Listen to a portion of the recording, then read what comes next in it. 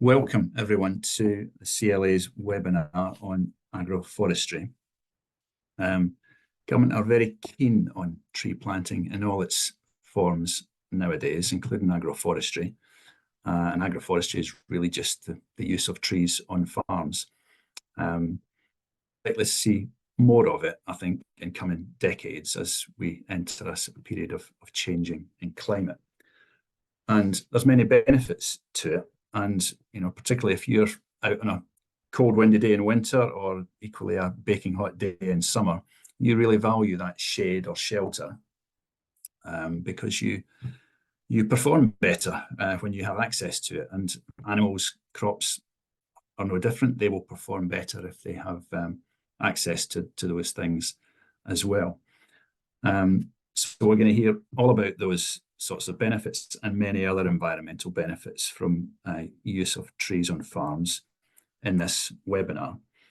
I'm Graham Clark. I'm CLA's Senior Land Use Policy Advisor, and I lead on trees and forestry for the CLA. And I'm going to be your chairman for the webinar. We've got two speakers. We've got Helen Chesshire, who is lead advocate at the Woodland Trust on agriculture and agroforestry. Welcome, Helen.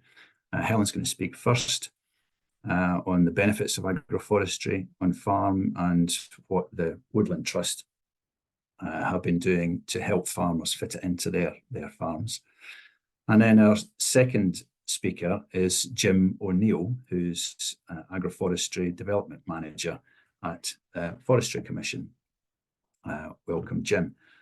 And he's going to talk about different arrangements of agroforestry on farms and the different funding opportunities that you can get for it to implement it and manage it through the Sustainable Farming Incentive and the Countryside Stewardship Higher Tier scheme, which is opening this year.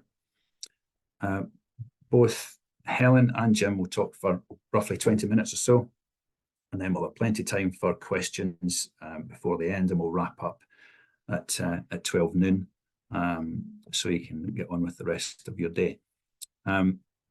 Please put some questions in the Q&A function, which you can see there's a Q&A box on your screen. Please put your questions in there rather than the chat. Keep them as brief as possible, as succinct as possible if you can. That will just help. The webinar is being recorded and it'll go up onto the CLA website within a few days. I'll be operating the slides, so you might hear some of the speakers prompt me to say, next slide, please. So you'll probably hear that a lot, but that's just to keep me right. I have, so here's our, just what I've been going through there, a rough programme, the order of what we're going to do things in, the timings. I've got one slide on the CLA just before we kick off. This is where it's open to CLA members and non-members, and both are equally welcome. But if you're not a CLA member, this is just a slide to outline who we are and what we do. So we're a membership body for rural businesses, landowners, farmers, and we advise our members and we try to influence government policy. And we've got roughly 25,000 members nowadays that are responsible for roughly 10 million acres of land across England and Wales. So that's what we do. Okay, let's crack on then. We're here to talk about agroforestry. And our first speaker is Helen Chesshire. And over to you, Helen. Thank you, Graham, and thank you very much for inviting me to speak today. So yeah, I'm Helen Chesshire from the Woodland Trust. I grew up on a mixed livestock farm in Leicestershire and went to agricultural college in the 80s when everything was a big focus on maximising yields and specialisation and economies of scale. And I think really now that probably farming in the last, now is going through some of the biggest changes it probably has done for several generations. That combination of Brexit and leaving the common agricultural policy, global conflict, cost of living crisis, and of course a nature and climate crisis. And today I'd really like to just talk about what the potential role are for trees and hedges and shrubs on your farms to help tackle in particular that sort of changing climate and make your businesses more resilient and sustainable. Next slide, please. So a little bit of context first. As you're probably all aware, about 70% of the UK's land area is farmed. And obviously its primary role is to produce food. But increasingly, it's also expected to play its role in carbon sequestration, helping us meet net zero, helping us to reverse the declines in nature, and also enabling people to live, work, and enjoy the countryside. So there's a real question as how we balance those pressures on that land use. And obviously I'm sure Graham is busy looking at it, but we're very aware at the moment the current government has asked us to consult on the land use framework, and we have to hope that the output from that does give some really clear guidance on how we perhaps tackle some of these pressures on that land use. The second food security report was published just before Christmas, and again it highlighted from a global context that the impact that the changing climate, the declines in biodiversity, and the risk of water scarcity is having on global food production. And it also recorded that the extreme weather that we keep getting in the UK is really impacting domestic production, and the long-term natural capital decline that we've experienced is also going to have an impact on our future long-term food production. And then we've just had the 7th carbon report, which I must admit I haven't had a chance to look at, but again, it's been focusing on the period from, I think, 2038 to 42, and where it says that land use and aviation will be the 2 biggest emitters. So, there's increasing pressure from that part as well for this land to help meet those challenges. Next slide, please. So I'd like to really focus on the changing weather patterns, because although my parents no longer have a farm, I'm only too aware that farmers are already at the coalface of this changing climate, and in the terms of extreme weather events now seeming to happen every year rather than every few years. So I just think there's just a collection of facts really, which you're probably only all too aware of. But 4 of the 5 hottest days ever recorded in the UK have been since 2019, and we hit 40 degrees in Lincolnshire in 2022. It's very well recorded in all the farming press about England had the wettest 18 months from October 22 to March 24. And then this was followed by a very wet autumn last year as well. Although the winters are getting warmer, they're getting stormier with extreme wet and windy weather. And so, I think England suffered its 2nd worst harvest last year due to the wet weather. And, predictions are out yet to see what happens with the harvest for this coming year. And yet prior to that, we had droughts that caused crop failure. We've got some challenges. Next slide, please. And this also has an impact on livestock production as well. I mean, even at 25 degrees, cattle and sheep will start to suffer heat stress. And, research shows that at mild heat stress, a cow will deliver 3 litres of milk less per day. And there's some really interesting facts on if they suffer heat stress in their last trimester before giving birth. Not only will that calf be impacted, but that calf's calf will also be impacted negatively in its potential to milk production. As soon as temperatures get up to sort of 35 degrees, which will be predicted as being quite normal by sort of 2050, then food intake can reduce by as much as 50%, which obviously has a real impact on their performance. But it's also the cold. And as I say, although the winters are getting milder, it's this wet and windy and creating that wind chill.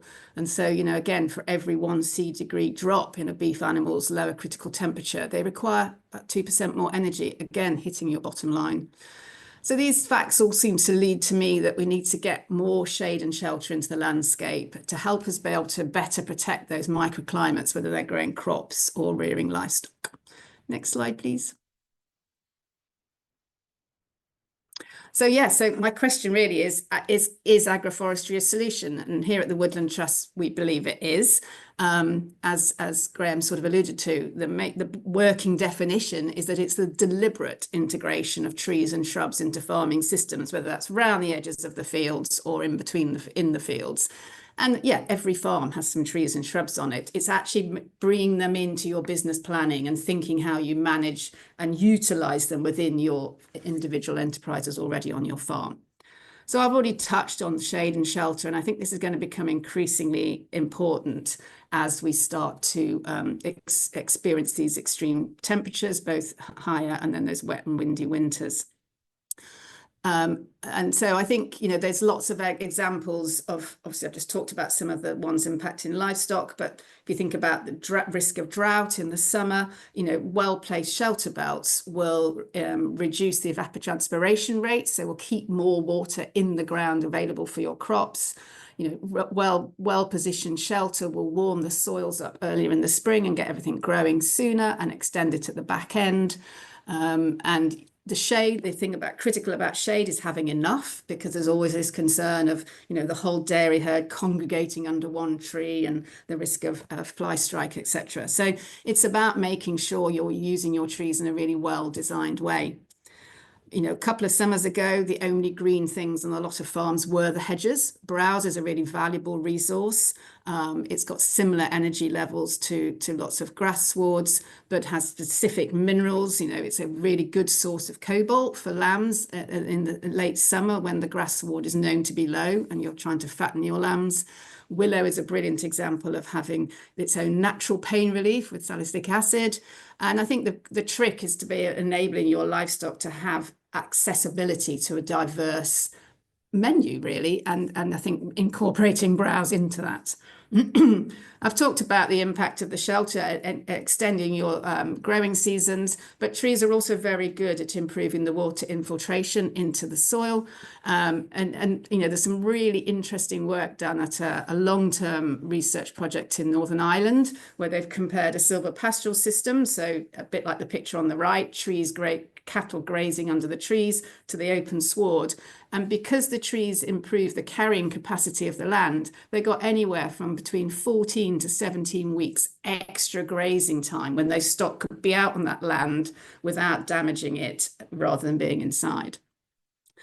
Air quality is, I think, an increasing concern for livestock farmers. There's legislation coming down the line. And although obviously the priority is to manage the manure and the housing, etc., so you reduce your ammonia emissions in particular, trees have been proven to be a good source to sort of scavenge and capture those remaining emissions. If you plant a copse or a shelter belt downwind of an intensive house, then they're shown to reduce the ammonia emissions quite significantly. We all know that trees capture carbon, and although agroforestry is talking about very low densities of trees compared to woodland, they will play their role in helping you to make sure that your farm actually meets net zero and increasingly meets those requirements of your end markets in terms of helping them meet their Scope 3 emissions. Biodiversity, by the very nature of introducing more trees and shrubs into your farm, you'll be increasing the quantity of habitat, but also importantly, the diversity of habitats and that connectivity across what can be quite hostile farmed landscapes at times. But trees are not just about those sort of environmental benefits they can deliver. They can be a product in their own right. And if done well, they will improve the overall productivity of any given field. If you're looking at the picture on your left, it's got a classic apple tree row, which is in the middle of your arable rotation. Probably about 8 or 9% of the land is taken up by the apple trees. The rest is still cereals. If managed well, the combination of those two crops will produce a higher yield than the individual crops on their own, something known as land equivalent ratio. And, you know, in real life situations, they've been as between an equal level of yield up to 40% extra. And obviously the tree products can be sold off the farm, the nuts, the fruit, the timber, which gives you a diversity of enterprise spreading your risk. So trees aren't a magic bullet that is going to solve a particular problem, but put together, they will help address a whole range of issues, improve performance, and I think importantly, really give resilience to your farming business and add that diversity to help face the challenges of the future. Next slide, please.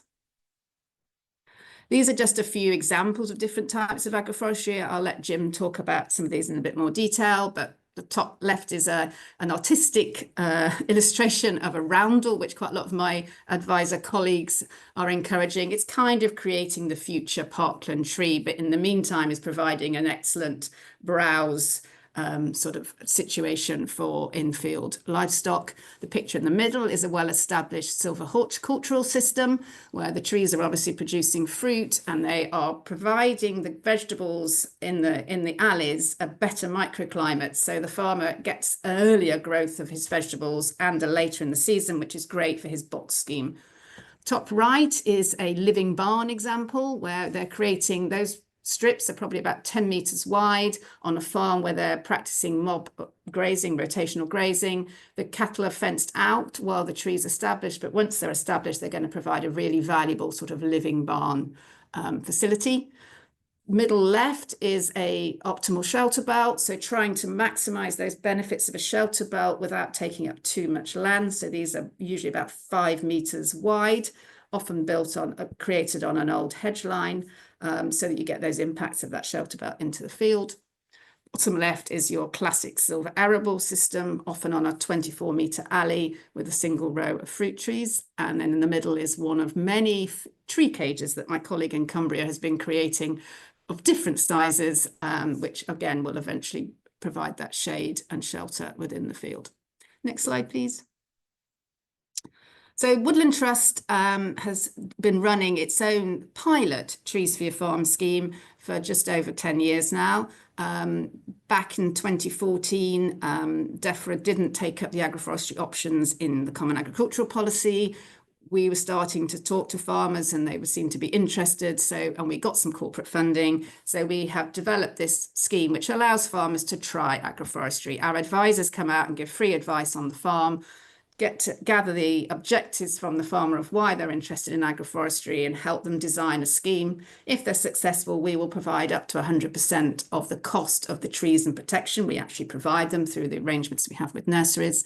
It's now funded by Sainsbury's and over the 11 years has created just over 290 agroforestry schemes throughout the UK.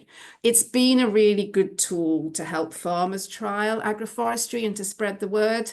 And we've got some brilliant farmers who demonstrate and talk and are very keen to share their experiences. Next slide, please. So this is a couple of examples. This is Shimpling Park Farm in Suffolk, a 50-acre silver arable scheme planted in 2020. They've gone for the wider 36-meter alleys, but they've got a 4-meter tree row. So they've got several rows of trees. The primary objective is to grow timber long-term with some coppice and biodiversity benefits. They've got a beautiful SSSI woodland on the farm. So the species have been taken to mimic that. So it's a really diverse mixture of native species, but they have a major deer issue. And, you know, agroforestry is not without its challenges. And so, you know, this is one of the things that collectively we've all got to try and address. Next slide, please. And this is Cannahar Farm in Cumbria, so the opposite end of the country, the farm that sits in the only named wynd in England. I think I'm right, Jim, under the Helm Wynd. These young couple moved onto this upland farm in 2012, were intensively farming sheep, decided that wasn't really working well for them, and have now shifted completely to a beef mob grazed low intensity system with hen layers following. They've stopped using any fertilizer and inbought food and wanted to put much more shelter back onto the farm. They had some really bad impacts from a couple of bad winters when they lost stock. So this is a mixture of shelter belts, infield trees, and the browsing hedge on the right, which is 5 rows of shrubs, deliberately choosing species to aid browse on the outside. And they've seen the impacts very quickly on the provision of the shelter on the farm. Next slide, please. This is just very quickly. We, as I say, have quite a close relationship with a lot of the farmers we've helped through our Trees for Your Farm scheme, and periodically we ask them for feedback. And so this is, you can see for yourself that most of them are pretty pleased with how it's gone and, you know, would recommend it to other farmers. It's probably harder work than they thought in the first stages. And so we often recommend that they do it over a couple of planting seasons rather than just one. And I think the critical thing is even, you know, a quarter of them, even though they've had a lot of advice at the beginning, they want more advice and support going forward. Next slide, please. This is just a piece of work where the Woodland Trust sort of posed the question, if agroforestry was rolled out at scale, how effective would it be in helping to meet those challenges of the nature and climate crisis? So building on the Climate Change Committee's requirement or suggestion that we need 10% of agricultural land to have agroforestry on it by 2050, we commissioned Cranfield University to do a bit more modelling. And our recommendations have come out that, yes, to balance the food production with getting the trees into the environment, that we would still recommend that 10% of arable land is established with silver arable, but that 10% of the arable land is also planted with new hedges and shelter belts, and that 30% of pasture should be established with silver pasture, because there's so many direct benefits on the performance of those livestock schemes going forward. And I can share the link to that report for those that are interested afterwards. Next slide, please. So yeah, just very quickly before I finish, we want to continue to make a difference, continue to advocate for the benefits for agroforestry and to learn. You know, we do not know all the answers. We want to learn with farmers that we're helping with what works, what doesn't. So we will continue to deliver our Trees for Your Farm scheme, which has funding for 45,000 trees per season, as long as Sainsbury's will continue to fund it. We're starting to work more closely with Sainsbury's to actually work closely with some of their livestock farmers in 2 areas who directly supply them. We continue to build the quality of our advice and share our knowledge with other farmers and land managers and advisors. Work with our really good farmers to demonstrate what good looks like and get farmers and policymakers. The bottom picture is the current farming minister out on a farm. And we're also very keen to support the expansion of domestic tree supply. You know, the importation of tree disease is absolutely critical to it. We must avoid it. And we must continue to raise the issue of how we tackle the pests and diseases. Next slide, please. And finally, just a plug. The Woodland Trust and the Soil Association, and it's really myself and Ben Raskin at the Soil Association who had the idea a couple of years ago. After the success of the first agroforestry show in 23, I've decided to organise a second. So if you're at all interested, do come and join us. It's down on a really interesting farm, split by the M25 in Hertfordshire. That's at the beginning of its transformation from quite an intensive arable farm to farming regeneratively. It's got quite a lot of farm woodland on it, and it's got the very early stages of developing some agroforestry. And I'm sure Graham will be very kindly helping me to promote it through CLA links once tickets go on sale in April. That's me. Thank you very much. Okay, thank you very much, Helen. And I do recommend the Agroforestry show. I went to the first one last year or the year before. No, last year, I think it was. On if ever there was a day that illustrated the need to consider trees on farms, I think it was the weather conditions on that day. It was so hot. At certain points in the day, the only thing I could think about was finding some shade. So there we are. Anyway, really good presentation. Thank you, Helen. Well, if we move on straight over to Jim, please, and if you could run through your slides, Jim. Thank you, Graham. We'll take some questions afterwards. Great. Thanks for the invite, and thanks, Helen. I will skip over anything that sort of covers stuff that Helen's covered. Always like to sort of full disclosure at the beginning, I'm a forester, I'm not a farmer, and I'm certainly not here to tell anyone how to farm their farm, but I'd like to offer some food for thought really on how we might go forward using trees. Next, please. So what we're going to cover today, what agroforestry can do for your business, your farm, your environment, some principles of how we've developed the agroforestry grants, some current grant information, and last of all, some examples sort of building on what Helen's already shown. Next, please. So agroforestry is about introducing more trees into the farmed landscape to benefit the farming system. That's the sort of principle we've used in building grants with DEFRA. So I'm part of an agroforestry working group with DEFRA, Natural England, and a host of other people, and leaning heavily on people like Woodland Trust for their experience as well. So whose perspective is most important? It's got to be the farmer and landowner. If we don't produce a scheme that's interesting to you and of use to you, we won't get those broader environmental benefits that DEFRA are essentially paying for. And we must make sure that you tailor your agroforestry system to your business and your particular needs. It's got to work for you. If it works for you, we'll get the benefits, that come from the trees as they grow. Next, please. I won't dwell on this a lot because Helen's covered all this anyway, but needless to say, there's a lot of benefits that that trees can provide to switch that off. A lot of benefits that trees, woodland and forestry on a farm can bring, and there's a myriad of information out there, but we're here to help and support you sort of work your way through those and see how agroforestry can fit with your farm. Next, please. So consider how trees, woodland and forestry can play a part on your holding. Take advice, but you decide what's best. And most importantly, we are not about trying to turn you into foresters. It's about integrated land management, and it's about using trees to help you do your day job, not plant up your farms. Next, please. So if we're to harness, oh, sorry, I just clicked on something I shouldn't have done. If you are to harness and maximize the benefits, what you need belief the system will work for you on your farm. And again, the tailoring is particularly interesting and important. Peer-to-peer learning, I think that is the most important thing of all, because as farmers, you like to learn from each other and learn from others' experience, and that is really number one. You know, whenever I go anywhere, I'd like to have a farmer next to me to talk about their experiences, and we're building up a network of farmers, as are the trust, across the country that we might be able to learn from. You also need the expertise and knowledge of how to grow and manage trees, and ideally some understanding of what an agroforestry system is, but you know, not essential. There's advice out there you can get. You need the capacity to plan, to do the work, to manage the system, the agroforestry system, and also market the goods. If you're deciding you want to grow apple trees, where are you going to sell the apples? You've got to think about the whole system from beginning to end. So where can you get this advice?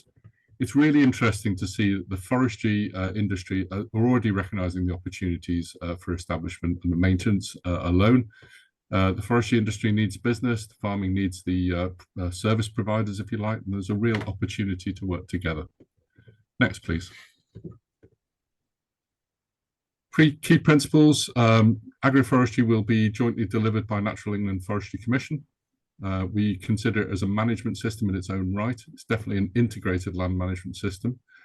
And agroforestry is to be considered as an agricultural activity in ELM. Interesting to note that Ireland, Wales, Scotland, Northern Ireland have all chosen to keep agroforestry within the forestry measures. There are pros and cons of going down each route, agriculture or forestry, but we feel on balance that farmers and landowners will have a better experience if we keep it as part of the agricultural sort of activity, and that will become apparent when you look at schemes and how they interact with what you do on your day job. There's possibilities between landlords and tenants with using an agricultural activity with agroforestry. I won't go into that because that's a complex subject, as I'm sure you're aware.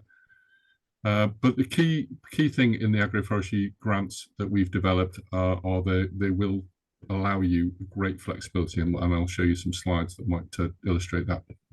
Next, please. So, advice, support and grants, you can get those directly from the Forestry Commission, Agroforestry Woodland Officers and Natural England TAPD Officers. That's the Tree Action Plan Delivery Officers. They've been confirmed since I've made this slide. They've been confirmed as the Natural England part of the support network. We will be working together on each and every case. So any case that comes in, whether it's sub-agricultural levels of tree planting or forestry levels of tree planting, we will be looking at them together. One of the officers will take a lead, you know, depending on the nature of the application. And really importantly, you know, we hope to be able to connect you with others, some of your peers, looking at their early adopters of agroforestry, and they've all to date made the agroforestry work for them without any grant aid at all. And there's some really sobering examples out there that make you stop and think about how trees can help you do your day job. Next, please. Next, please. Okay, and flick onto the next screen, please. So what we have at the moment is the in-field agroforestry offer, highlighted there in yellow. The green pathway, if you like, sort of gives you an idea of what other things you can do in the current grant environment. They're not specifically agroforestry, but they are forms of agroforestry. We would like to take each of those boxes and sort of enhance them with perhaps agroforestry supplements, that sort of thing. That's a bit down the line yet. So what we've got on offer is the in-field agroforestry, so planting trees within the boundaries of those fields in different sort of designs and what have you. Because we've only got that one offer in agroforestry, people try to do other things with that grant, and you might find that what you want to do hasn't been developed yet, but that's something we can work with you on and see what the most appropriate funding is for the activity you want to undertake. Next, please. So the key differences of what's available at the moment, well, only SFI is open at the moment, but CS Higher Tier is coming along very shortly, we understand. But the CS Higher Tier is available to view online. You can go in and start planning now because the details are all there. SFI agroforestry, we have a low sensitivity to agroforestry planting. Tree planting is carefully regulated in England to make sure we're not planting trees in the wrong place and do any sort of environmental damage or negative impact. So SFI is only limited to that sensitivity map, which you can find online. It's a very simple application process, which is great. But with that, because of the simplicity and the lack of oversight, if you like, it does come with some very prescriptive designs and spacings. There's 2 density bands, very low and low density. They're 3-year schemes, and at the end of each 3-year, you can renew those contracts. CS Higher Tier can be planted on all land, including the SFI layer. So if you want to do something a little bit more adventurous, and you're in the SFI layer, you can do that. You just have to use the Higher Tier. Each individual parcel would be individually assessed, if you like. So there is some due diligence to do if you're doing sort of more creative agroforestry. Part of the application for CS Higher Tier, it must have an approved PA4 agroforestry plan. I'll cover that in a forthcoming slide to make sure that you've done your due diligence before applying. And the CS Higher Tier designs offer great flexibility. And again, I'll cover those. There are 4 density bands. So from now, you're going very low, low, medium, and high. Very low starts at 30 trees per hectare, and the high finishes at 400 trees a hectare. They're 10-year schemes, and they are renewable at the end of the contract as well. Next, please. PA4 agroforestry plan. I mentioned this. This is what you can have a funded plan, and you can explore if agroforestry is for you, and it's designed to help you plan and manage your agroforestry system. It prepares you for your CS Higher Tier agroforestry application if you want to do the planting. And if you're only ever thinking about SFI, it gives you an opportunity to get third-party advice and guidance, which is normally unavailable in SFI. Next, please. I won't dwell on this. Standalone capital items are there available for everyone. Next, please. Right, so SFI, this is what SFI looks like in reality. So your trees will be planted at no closer than 15 meters apart in a grid system. In rows, there are different parameters, but they're very, very formal and set. Next, please. In Higher Tier, you'll see that main circle there, planting trees between 5 meters and 45 meters across the area under agreement. Those rules are the same throughout the 4 different bands, and you can see the different band rates and payment rates as well. So that means, provided you're within those parameters, you can plant trees pretty much however you need for your particular system. Almost that might give you too much choice, and that's where your agroforestry plan, the PA4, will be really useful to explore how you want to progress. I'll cover some examples which will show some of these. Next, please. So you can carry on farming on the ground. Your agroforestry will either stack on top, so your agroforestry payments will either stack on top of your ground level payment, or it will sit alongside, so you'll have something that are side-by-side compatible. There are compatibility lists online, so I like to think of it as three-dimensional farming.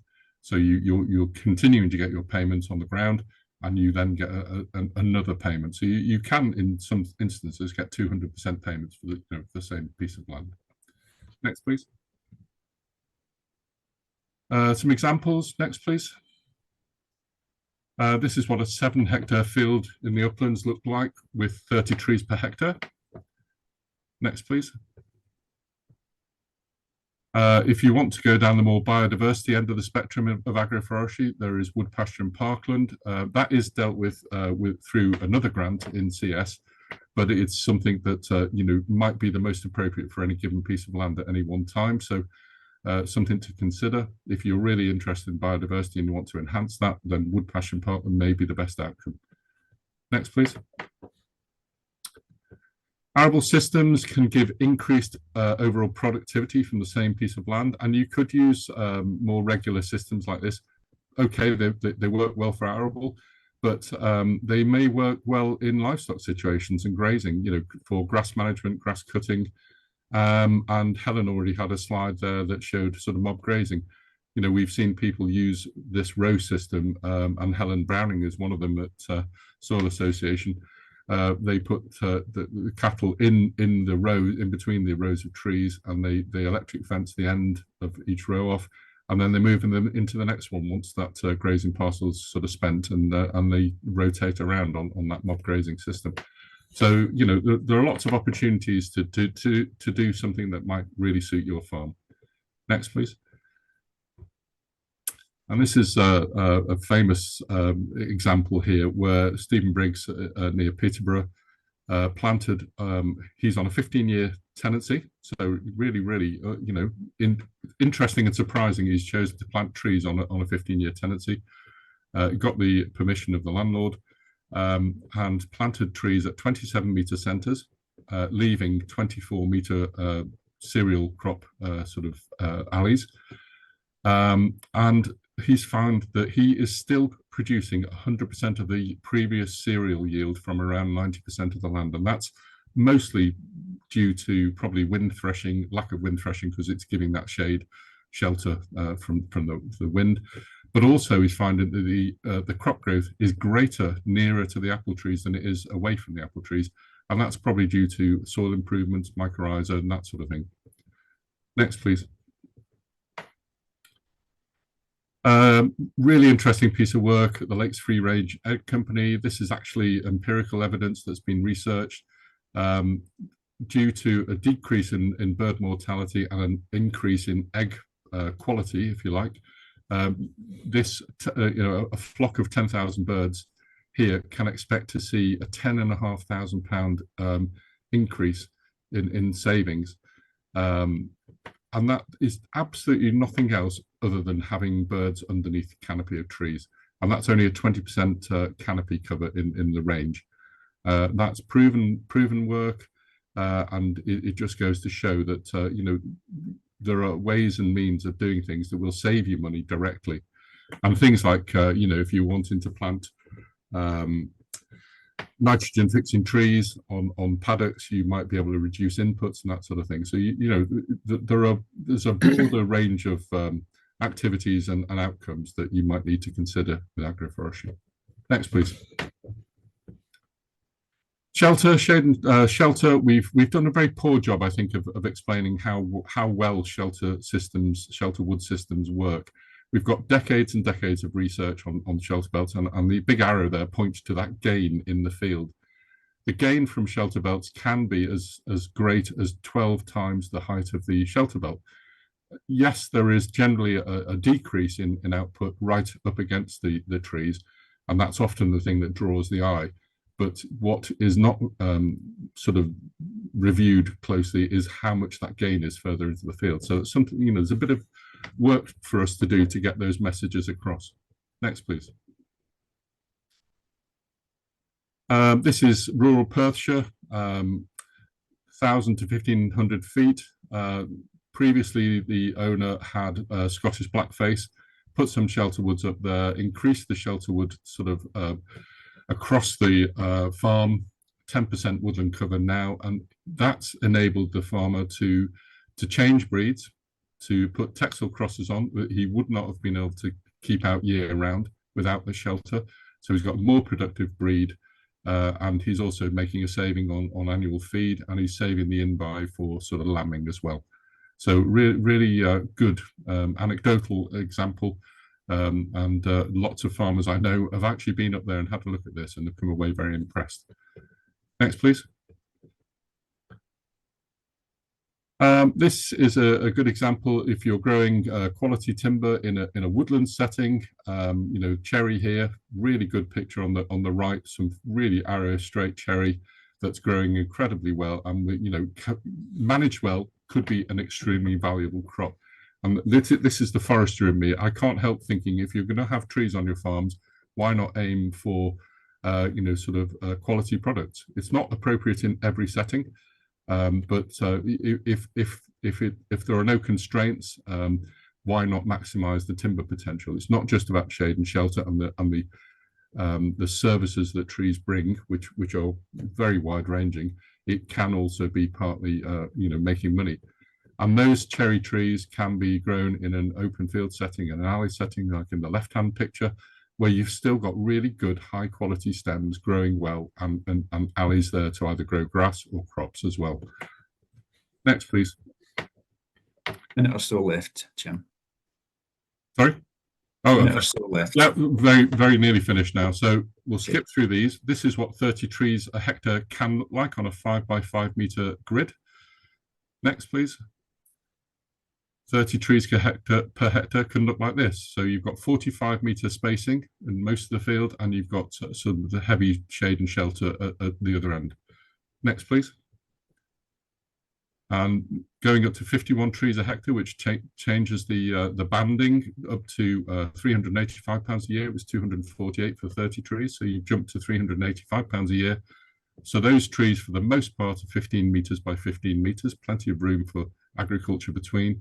Perhaps more dense cover on the westward or windward side of the field. Next, please. And if you want to go, you know, sort of more intensive, this is 15 meters by 7.5 meter spacing. You're up at 88 trees a hectare there. So, you know, you can work those as an alley system. Next, please. And that's the end of that. So just hang on. So thank you. Really interesting. I'm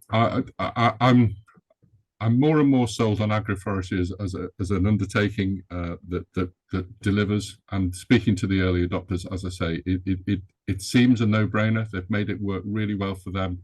Partly, you know, they're interested, and they've wanted to make it work, and they really have. And it's quite inspiring to see some of them out there, and they're very keen to share their experiences with the rest of the world as well. So thank you. Okay, thanks, Jim. I stop sharing my screen now, Natalie? Would that be the easiest thing before we get to the questions? Yes, please, Graham, and then you'll be able to see the Q&A box. Okay.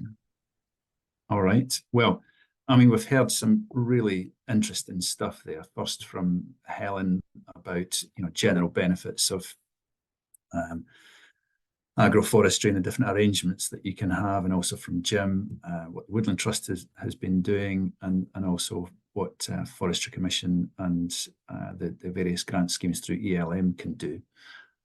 So it's been a good roundup, I think. But if we go to questions now, we've got a quarter of an hour or so before midday.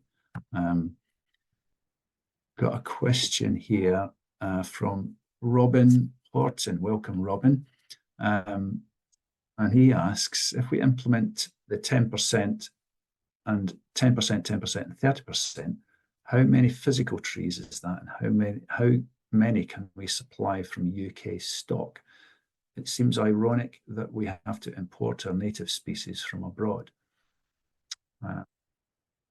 well. Who would like to say anything on that first? Could I put that to you first, Helen? Yeah, I mean, it's our report, so I better. Yeah, so I mean, there are some various caveats because it's modelling and it's based on research, which probably the planting rates are slightly different to what we'd be recommending now, because that was the research that was there to be able to more accurately predict the carbon sequestration. So the top line figures, and I've given Natalie the link to the report to circulate.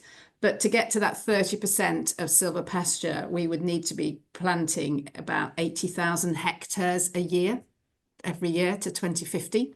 And that's based on 400 trees per hectare, so that's quite high. And that would, at the same time, that's based on a reduction of about 14% of livestock numbers or livestock productivity. And then the 10% arable is sort of more about 16,000 hectares per year till 2050. And that's based on what really is probably a higher rate of 156 trees per hectare, because again, that's some old research projects that we use for modelling. I mean, the big caveat with this is that it's a lot of hectares, but it's done as Jim has said, this is 10% is, you can still get the same amount of cereal production as you were doing before. Livestock numbers, yes, that they come down slightly, but that just means you're doing a slightly less intensive system. But the tree numbers obviously are quite big, and there's the Woodland Trust has a real concern about the importation of trees because of the high risk of tree disease. And obviously the government does its best in trying to manage that biosecure risk. And we're working with a lot of nurseries who are trying to increase their homegrown stock. But I think it's the insecurity of knowing what tree numbers are, what uptake. So it's a bit cat and mouse in terms of farmers have been waiting for government grants to come out. The nurseries are trying to predict what uptake will be. So I think there's a real need for the sector as a whole to come together and work with the nursery sector and to give them some reassurances so that we can produce more trees. And it could be a good diversification opportunity for many farmers. But I'm no expert in the nursery sector. Is there, Helen, Jim as well, is there a balance to be struck there? I mean, different people have different views on sourcing of native stock. The counter argument that often you hear is with our trees have grown up in a particular climate for the last 100 years. That climate in the next 100 years is going to be different. Maybe we should source stock from continental, more southerly latitudes. That's the counter argument. Obviously, there's a pest and disease risk that needs a biosecurity issue that needs to be addressed. But I wonder if there's a balance to be struck. I think it's worth mentioning that when we plan our agroforestry systems, we do liaise with the nursery industry to give them sort of a heads up about what's coming. So hopefully they have some time to plan. It might not be ideal. Ideally, we would grow and sell our own nursery stock in the country. As you probably know, the Forestry Commission's looking very closely at sort of climate change and the suitability of species to the future climate. And you can go on to our ecological site classification tool online and find out what the suitability of tree species is on your given piece of land.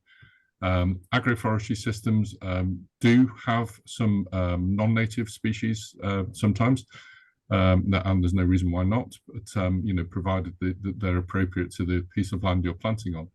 So the ESC ecological site classification will give you that list of potential species and the sort of expected growth rates and benefits they will bring when you go into that ESC system. There's a grant in I'm not sure if it's in CS or in ELM, but a sort of new nursery grant as well. So hopefully we can build that nursery capacity up and grow more of our own trees to plant on our systems. Okay, we've got some other questions here. A couple from Richard Bellamy. He's asking about experience on the continent for agroforestry in places like France and Belgium. And also a separate question, is the capital allowance now confirmed? I'll cover the capital if you like.